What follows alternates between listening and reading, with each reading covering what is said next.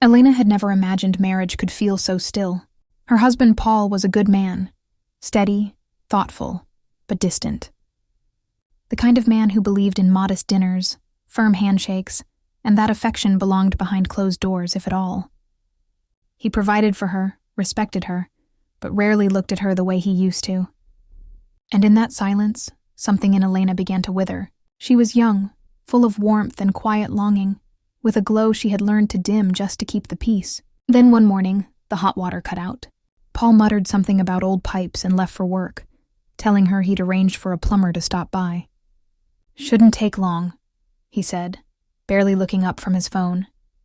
She hadn't expected him so soon. Mike, the plumber, tall, broad-shouldered, with rolled-up sleeves and a slight smirk that made her forget for a second what she was wearing.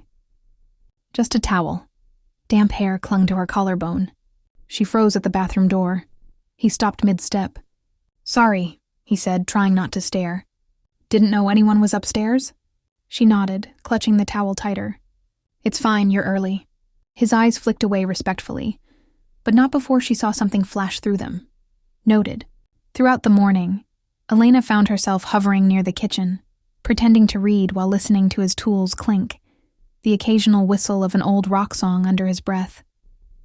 They made small talk. She laughed more than she had in weeks. He noticed things, complimented her choice of music, asked about the herbs on her windowsill. He called her Elena like it meant something. At one point he stood close behind her, showing her the corroded part he'd replaced. Their fingers brushed. Neither of them moved right away. "You've got a peaceful home," he said, voice low. "Quiet," she replied, almost a whisper. "Sometimes too quiet."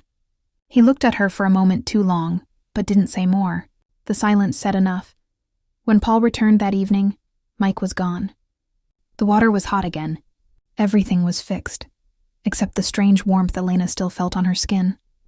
She stood by the window while Paul checked emails, wondering if Mike would come back to finish the job. She wasn't sure what scared her more, if he did or if he didn't.